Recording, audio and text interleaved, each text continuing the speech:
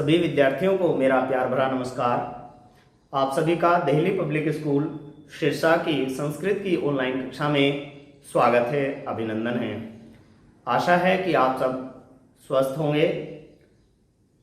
मैं सचिन कुमार शास्त्री आज फिर आपके सामने उपस्थित हूं आपकी संस्कृत की पाठ्य पुस्तक का दूसरा पाठ लेकर, जिसका नाम है शब्द परिचय। प्यारे बच्चों, पिछली वीडियो में हमने इस पाठ में पुल्लिंग, अकारांत पुल्लिंग शब्दों का परिचय पढ़ा था। देखिए, अकारांत पुल्लिंग शब्द हमने पिछले वीडियो में पढ़े थे। अकारांत वो होते हैं जिनका अंतिम वर्ण ए होता है। देखिए, कै में दो वर्ण है, क हलंत वाला और अ। जब हम इसका बालक शब्द का वर्ण विन्यास करेंगे तो अंत में क्या आएगा? अ आएगा। तो ए जिसके अंत में हो उसे अकारांत बोलते हैं, और जो शब्द पुरुष जाति का बोध कराए उन्हें पुल्लिंग कहते हैं। तो बालक एक पुल्लिंग शब्द है, अकारांत पुल्लिंग शब्द है। राम भी एक अकारांत पुल्लिंग शब्द है। नर भी एक अकारांत पुल्लिंग शब्द है। तो इनके हमने रूप पढ़े थे कि एक बालक के लिए हम क्या संस्कृत बनाएंगे, दो बालकों के लिए हम क्या संस्कृत बनाएंगे, और तीन या तीन से अधिक बालकों के लिए हम क्या संस्कृत बनाएंगे। एक के लिए एक वचन का प्रयोग होता है, दो के लिए द्विवचन का, और तीन या तीन से अधिक के लिए बहुवचन का प्रयोग होता है। तो देखिए, अकारांत पुल्लिंग शब्द में हमने पूर्व की वीडियो में पढ़ा था कि बालक शब्द हो और शब्द के साथ हमें विसर्ग लगाना है। एक वचन में क्या लगाना है? विसर्ग। ये जो दो डोट हैं इनको विसर्ग बोलते हैं, और इनकी जो प्रोनाउंसिएशन है वो ह के समान होती है। जैसे ह बोलते हैं, वैसे ही हम इसकी प्रोनाउंसिएशन करेंगे। ह का के साथ ये लगा है तो कह, ख के साथ विसर्ग लगा है तो ख, इस तरह से। तो एक वचन बालक का जब हम रूप चलाएंगे बालक का एक वचन में, तो बालक शब्द के साथ हम क्या लगा देंगे? विसर्ग लगा देंगे। तो क्या हो जाएगा? पूरा बालक। ऐसे ही द्विवचन के लिए हमें औ की मात्रा लगानी है। तो औ की मात्रा जब बालक के साथ जोड़ेंगे तो का के साथ जुड़ जाएगी औ की मात्रा, तो ये हो जाएगा बालकऊ। क्या हो जाएगा? बालकऊ। फिर बालक शब्द के साथ बहुवचन में आ का डंडा और विसर्ग लगाएंगे, यानी आहा लगा देंगे, तो ये का के साथ जुड़ जाएगा आ का डंडा। आ की मात्रा का के साथ लगेगी और विसर्ग लग जाएगा, तो क्या हो जाएगा? बालकाहा। इस तरह से बालक शब्द का रूप तीनों वचनों में क्या बना? बालकः, बालकऊ, बालकाहा। एक बालक, दो बालक और अनेक बालक। अब राम का ले लेते हैं। राम भी अकारांत पुल्लिंग शब्द है। अकारांत पुल्लिंग शब्द है तो राम की भी क्या रूप बनेगा? रामः, रामौ, रामाः। इसी तरह से नर का ले लेते हैं। नर भी अकारांत पुल्लिंग शब्द है, तो नरः, नरौ, नराः। तो इस तरह से अनेक शब्द हमने अकारांत पुल्लिंग शब्दों के रूप कल वीडियो में हमने पढ़े थे।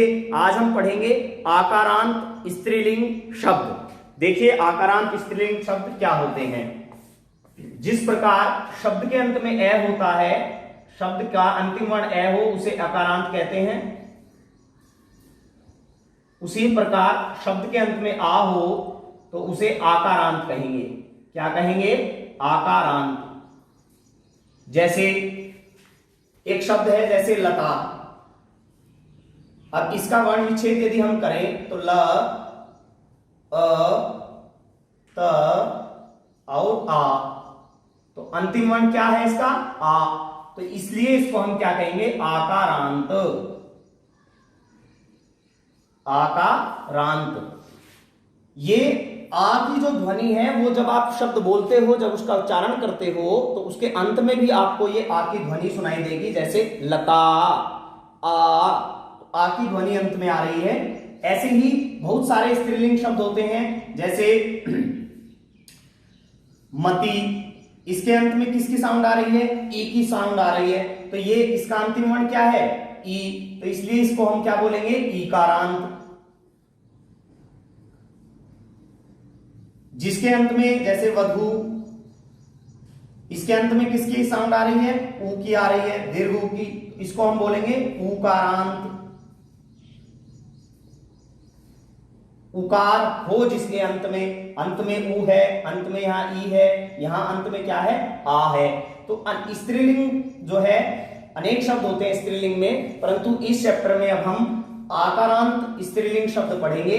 केवल आकारांत शब्दों का ही हम उच्चारण करेंगे, उनको ही पढ़ेंगे। आगे देखिए, अब स्त्रीलिंग कौन से होते हैं, जो स्त्री जाति का बोध कराते हैं। आकारांत जिनका अंतिम वर्ण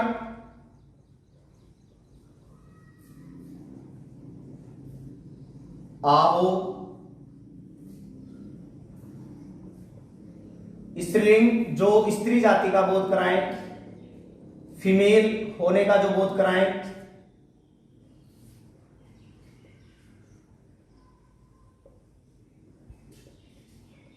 होने का बोध कराएं।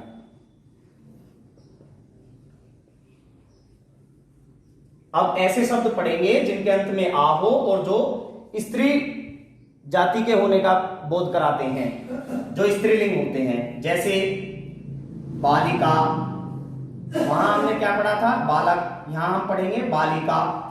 अब बालिका के अंत में किसकी साउंड आ रही है, आ की आवाज आ रही है, और बालिका से क्या पता चल रहा है कि यह एक स्त्री जाति को का हमें बोध करा रहा है यह शब्द, तो यह स्त्रीलिंग शब्द हुआ। तो इसका हम इसके रूप पढ़ेंगे कैसे बनते हैं। इसी प्रकार जैसे चटका, इसी प्रकार जैसे महिला, ये जितने शब्द हैं जिनके अंत में आ हो और जो स्त्री जाति का बोध कराएं, अर्थात आकारांत हो और स्त्रीलिंग हो, उनके रूप हम कैसे बनाते हैं ये हम अब पढ़ेंगे। देखिए, एक वचन में हम क्या करेंगे, द्विवचन और बहुवचन।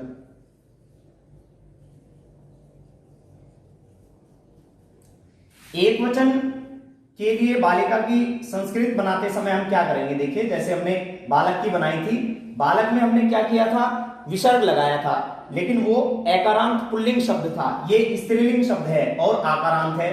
तो इसमें हम जो एक वचन के लिए शब्द को ऐसे ही लिख देंगे एज इट इज, बालिका। शब्द ऐसे ही लिखा जाएगा। द्विवचन में क्या आ जाएगा, जो शब्द है बालिका, जो शब्द है उसमें से आ को हटा देंगे, यानी कि आ को हमने अलग कर दिया, आ को हटा करके ए लगा देंगे, प्लस ए जब हम लगाएंगे तो क्या हो जाएगा, बालिके, कै में ए की मात्रा लगा देंगे। हमें सिर्फ इतना करना है कि जो बालिका जो शब्द है द्विवचन में बनाने के लिए, द्विवचन का शब्द बनाने के लिए बालिका जो शब्द है उसमें से आ का डंडा हटा करके, आ की मात्रा हटा करके ए की मात्रा लगानी है, तो ये हो जाएगा बालिके, अर्थात दो बालिकाएं। बहुवचन बनाने के लिए बालिका शब्द लिख करके हमें उस पर केवल विसर्ग लगाना है, ये बहुवचन बन जाएगा, इसे बोलेंगे बालिकाः। इस तरह से बालिका शब्द का रूप बना, यानी आकारांत स्त्रीलिंग शब्द बालिका का रूप बना, बालिका, बालिके, बालिकाः। एक बालिका, दो बालिकाएं और अनेक बालिकाएं, इस तरह से इसका रूप बना। चटका का यदि हम बनाएं तो चटका का एक वचन में जैसे बालिका का सेम रहा, ऐसे ही चटका का भी एक वचन में सेम रहेगा, चटका, चटके, चटकाः। ऐसे ही महिला का हम रूप बनाएंगे, एक वचन में सेम रहेगा, महिला। द्विवचन बनाते समय आ की मात्रा हटा करके एक ही लगा देंगे, क्या हो जाएगा, महिले, दो महिलाएं। और बहुवचन बनाते समय केवल विसर्ग लगा देंगे, महिला लिख करके उसके पीछे विसर्ग लगा देंगे, तो ये हो जाएगा महिलाः। इस तरह से आकारांत स्त्रीलिंग शब्दों के रूप बनते हैं, रूप चलते हैं। इसका मतलब होता है कि हम संस्कृत किस तरह से हिंदी से संस्कृत बनाएं, संस्कृत से हिंदी में किस तरह से कन्वर्ट करें, उनमें उसको करने के लिए, अनुवाद को करने के लिए इनसे हमें मदद मिलती है। जैसे बालिका अर्थात एक बालिका, बालिके दो बालिकाएं, बालिकाहा अनेक बालिकाएं, चटका एक चिड़िया, चटके दो चिड़िया, चटकाहा अनेक चिड़िया, महिला एक महिला, महिले दो महिलाएं, महिलाहा अनेक महिलाएं। इस तरह से इनके रूप हम इस चैप्टर में पढ़ेंगे आकारांत स्त्रीलिंग के। तो आइए अब चलते हैं आपकी पुस्तक की ओर, आपके चैप्टर की ओर, आकारांत स्त्रीलिंग शब्दों की ओर। देखिए स्त्रीलिंग शब्दाः आकारांत स्त्रीलिंग, वे स्त्रीलिंग शब्द जिनके अंत में आ हो, जिनका अंतिम वर्ण आ हो। अब देखिए क्या कहते हैं, स्त्रीलिंग शब्द अनेक प्रकार के होते हैं जैसे बालिका, वधू, मति आदि, परंतु हम इस पाठ में आकारांत स्त्रीलिंग शब्दों के तीनों वचनों के विषय में पढ़ेंगे। अब प्यारे बच्चों, बालिका जिसके अंत में आ है, वधू इसके अंत में ऊ है, मति इसके अंत में ई है, तो केवल हम आ वाले शब्दों को ही पढ़ेंगे जिनके अंत में आ की साउंड आती हो। आइए तीनों वचनों में हम पढ़ेंगे, एक वचन में, द्विवचन में और बहुवचन में। देखिए आकारांत जिनका अंतिम वर्ण आ हो, स्त्रीलिंग जो स्त्री जाति के हों, शब्द जिनका कोई अर्थ हो, शब्दों अक्षरों का ऐसा समूह जिसका कोई अर्थ हो। आगे देखिए आकारांत स्त्रीलिंग शब्दों के रूप निम्न प्रकार से चलते हैं। अब हम देखिए रूप पढ़ेंगे कैसे। एक वचन में शब्द ऐसे के ऐसे ही रहेगा, शब्द जैसा है, जैसे बालिका शब्द है, बालिका ऐसे ही रहेगा, एक वचन में उसमें कोई परिवर्तन नहीं आएगा। द्विवचन में आकारांत स्त्रीलिंग शब्दों में जो शब्द है उसमें से हम आ की मात्रा हटा देंगे, आ की मात्रा को हटा करके ए की मात्रा लगा देंगे। जैसे बालिका में आ है अंत में, आ हटा करके कै में ए की मात्रा जोड़ देंगे तो बालिके हो जाएगा, तो द्विवचन का रूप बन गया। तीसरे तीन या तीन से अधिक के लिए अर्थात बहुवचन में शब्द के साथ हम विसर्ग लगाएंगे। शब्द क्या है? बालिका, बालिका के साथ विसर्ग लगा दिया तो बालिकाहा बन जाएगा। तो इस तरह से एक वचन में ऐसे का ऐसे ही शब्द रहेगा, द्विवचन में एक की मात्रा लगा देंगे, आ की मात्रा हटा करके, और बहुवचन में हम विसर्ग लगाएंगे। जैसा शब्द है उसी शब्द में हम क्या लगाएंगे? विसर्ग लगाएंगे। आगे देखिए आगे आकारांत स्त्रीलिंग शब्दों के तीनों वचनों में कुछ उदाहरण देखिए। एक वचन में ये इधर वाली लाइन चलेगी, द्विवचन में ये वाला कॉलम चलेगा, बहुवचन में ये वाला। देखिए एक वचन के लिए जैसे शब्द है महिला, महिला के अंत में किसकी आवाज आ रही है? आ की आवाज आ रही है, तो इसका मतलब ये आकारांत है। और महिला से किसका बोध हो रहा है? स्त्री जाति का बोध हो रहा है, तो ये आकारांत स्त्रीलिंग शब्द है। एक वचन के लिए एज इट इज शब्द वही रहेगा, जैसा शब्द है महिला वैसा ही रहेगा, उसमें कोई परिवर्तन नहीं आएगा। एक वचन के लिए महिला हो गया अर्थात एक महिला। द्विवचन के लिए आ की मात्रा हटा करके ए की मात्रा लगा दी, महिला में से आ हटाया और ए लगा दिया तो महिले बन गया, महिले का अर्थ हुआ दो महिलाएं।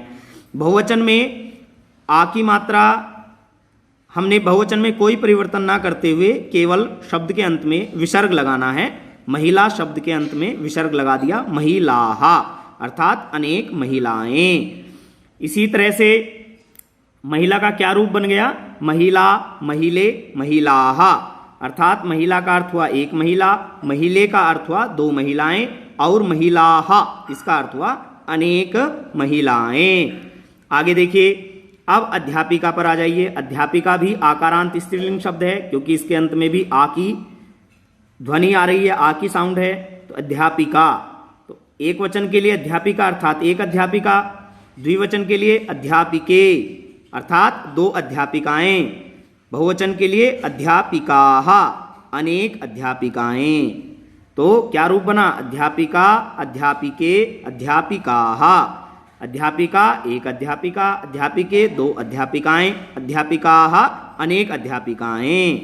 आगे देखिए गायिका, गायिका गाने वाली एक गायिका, गायिके दो गायिकाएं, गायिकाः अनेक गायिकाएं, देखिए यहाँ पर गायिका पे विसर्ग लगा है बहुवचन बनाने के लिए, द्विवचन में आ की मात्रा हटा करके एक ही लगा दी गई है, गायिके हो गया है, और एक वचन में ऐसा शब्द ऐसा का ऐसा ही है। आगे देखिए नायिका, नायिका मतलब एक्ट्रेस, नायिका, नायिके, नायिकाहा, नायिका एक नायिका, नायिके दो नायिकाएं, अभिनेत्री, नायिकाहा अनेक नायिकाएं अर्थात अनेक अभिनेत्री। आगे देखिए चटका, चटका मीन्स चिड़िया, चटका एक चटका, चटके दो चिड़िया, चटकाहा तीन चिड़िया। आगे देखिए वर्तिका, बत्तख, वर्तिका मीन्स बत्तख, तो वर्तिका एक बत्तख, वर्तिके दो बत्तख, वर्तिकाहा अनेक बत्तखें। तो क्या हुआ, वर्तिका एक वचन के लिए शब्द ऐसा ही है अर्थात एक बत्तख, वर्तिके आ हटा के एक ही मात्रा लगा दी, वर्तिके दो बत्तखें, वर्तिकाहा वर्तिका शब्द में विसर्ग लगा दिया बहुवचन बन गया अनेक बत्तखें। तो इस तरह से ये हुआ। आगे देखते हैं आगे क्या है। आगे देखिए अजा, अजा मीन्स बकरी, अजा अजे अजाहा, अजा मीन्स एक बकरी, अजे दो बकरियां, अजाहा अनेक बकरियां। आगे देखिए पिपीलिका, पिपीलिका होती है क्या, चींटी, पिपीलिका मीन्स चींटी, तो पिपीलिके दो चींटी, दो चींटियां, पिपीलिकाहा अनेक चींटियां, तो पिपीलिका, पिपीलिके, पिपीलिकाहा।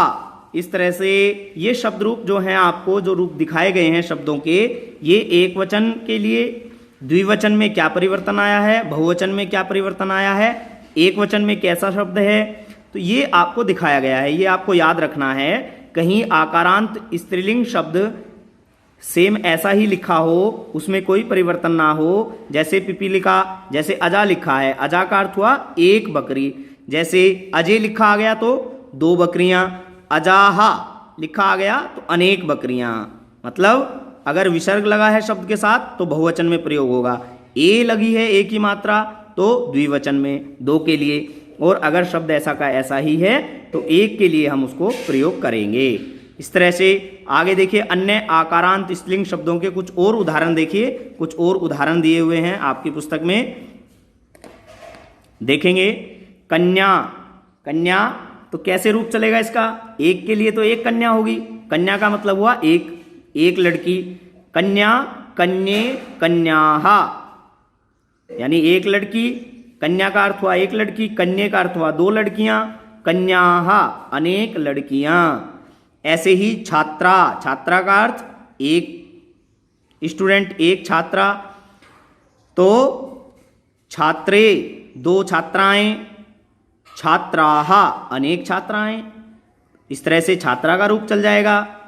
ऐसे ही वृद्धा, वृद्धा का अर्थ क्या हुआ, एक बूढ़ी, एक क्या, एक बुढ़िया, तो वृद्धा का अर्थ हुआ एक बुढ़िया, और आ है ये आकारांत स्त्रीलिंग शब्द है तो द्विवचन में क्या बन जाएगा, वृद्धे दो बुढ़ियां, और अगर विसर्ग लगा दें वृद्धाहा अनेक बुढ़ियां, तो वृद्धा, वृद्धे, वृद्धाहा, इस तरह से ये बहुवचन में हो जाएगा। आगे देखो मक्षिका, मक्षिका का क्या अर्थ है, मक्खी, मक्षिका लिखा है ना, मक्षिका, कोई शब्द में कोई परिवर्तन नहीं है, तो इसका मतलब एक मक्खी। अगर दो के लिए प्रयोग करना हो, द्विवचन में बनाना हो, तो आ को हटा करके एक ही मात्रा लगा देंगे, क्या हो जाएगा, मक्षिके। और अगर बहुवचन के लिए बनाना हो तो मक्षिकाहा, तो मक्षिका एक मक्खी, मक्षिके दो मक्खियां, मक्षिकाहा अनेक मक्खियां। इसी तरह से यहां जाइए आप, सेविका, सेविका का अर्थ है एक नौकरानी, ये एक वचन में है, सेविका एक नौकरानी। द्विवचन में बनाना हो तो आ हटा के एक ए लगा देंगे, सेविके यानी दो नौकरानियां। सेविकाहा अर्थात बहुवचन, विसर्ग लगा दिया, सेविकाहा अनेक नौकरानियां। ठीक है ना। तो इस तरह से सेविका का रूप चलेगा। आगे देखो नासिका, नासिका मीन्स नाक, नासिका एक नाक, तो ऐसे ही नासिका का भी रूप आप चला सकते हैं, नासिके नासिकाः। आगे देखिए सारिका, सारिका मीन्स क्या होता है, सारिका मीन्स मैना, सारिका एक मैना, तो सारिका का अगर रूप चलाएं तो क्या बनेगा, सारिका सारिके सारिकाः। आगे देखो कोकिला, कोकिला का अर्थ कोयल, एक कोयल, अगर कोकिला का रूप चलाएं तो क्या बनेगा, कोकिला कोकिले कोकिलाः। ऐसे ही यहां देखिए क्या है, मूषिका, मूषिका मीन्स चूहिया, तो एक चूहिया, मूषिका का अर्थ क्या है, एक चूहिया।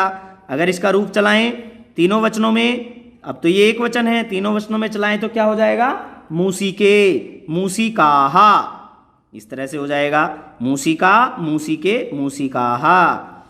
आगे देखो नौका, नौका मीन्स नाव, आकारांत स्त्रीलिंग शब्द है, नौका मीन्स एक नाव, एक नौका। अगर इसको इसका रूप चलाएं, अब तो ये एक वचन में है, अगर द्विवचन और बहुवचन में भी चलाएं तो क्या हो जाएगा, नौका नौके नौकाः।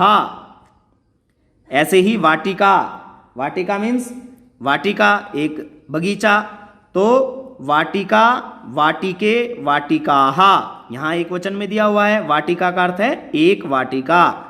ऐसे ही रोटिका, रोटिका का अर्थ रोटी, रोटिका मीन्स रोटी, आज से आप सब रोटी को क्या बोलेंगे, रोटी का, तो रोटिका का यहाँ अर्थ है एक रोटी, एक वचन के लिए प्रयोग किया गया है। और यदि इसका रूप चलाना हो तो क्या बन जाएगा, रोटी का रोटी के रोटिकाः।